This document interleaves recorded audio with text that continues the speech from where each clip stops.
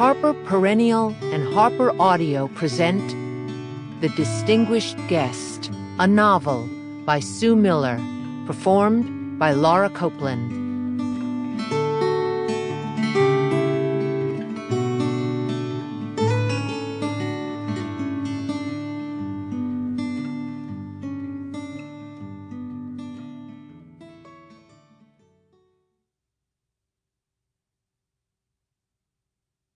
Chapter 1.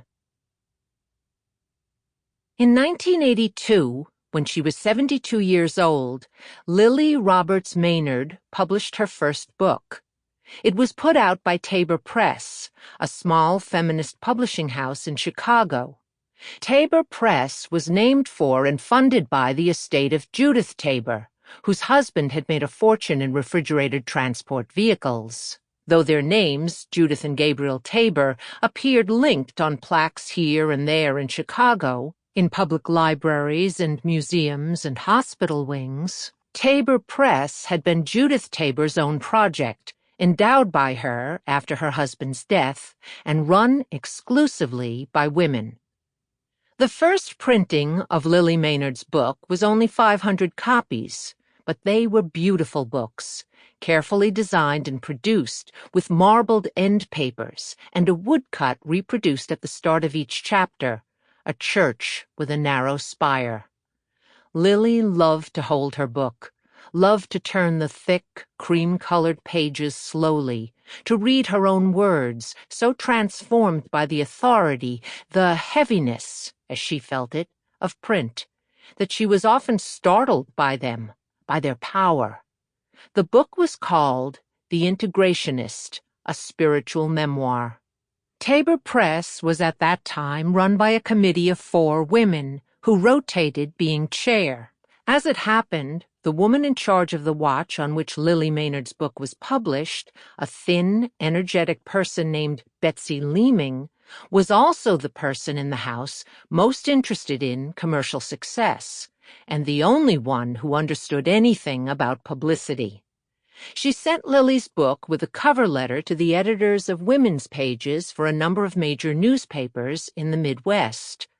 The letter summarized Lily's life quickly: the cloistered, wealthy Minneapolis background, her forced removal from college by her father after she voted for Roosevelt in the 1932 election, her marriage and transformed life in Chicago with Paul Maynard, a radical young Protestant minister called to an inner-city church.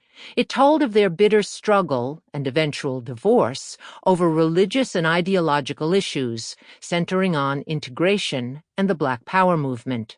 And then, in Lily's own words, the slow learning about what was left.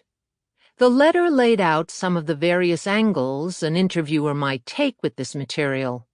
Perhaps, best of all, it enclosed a photograph of Lily, with her pure white hair sculpted back into a bun and the piercing dark eyes.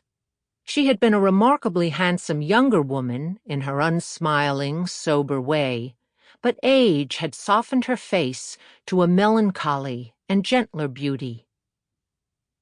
Lily was a good interview, it turned out, by turns elegant and cantankerous. Quotable.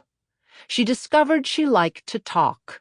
She liked the sense of public weight her opinions began to acquire, and this made her yet more quotable. Often, as she sat back and made a pronouncement, a nearly mischievous smile would lighten her somber face. Speaking about the appeal Saul Alinsky's radical brand of community organizing held for the Protestant leaders in her Chicago neighborhood, she shook her head and sighed. Those old church boys were just tired of being thought of as do-gooders. The idea of hanging around with tough guys appealed to them.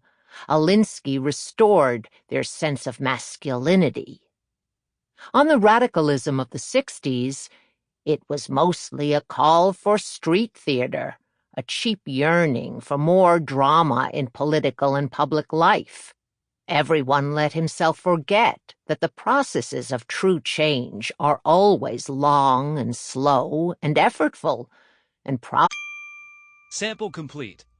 Ready to continue?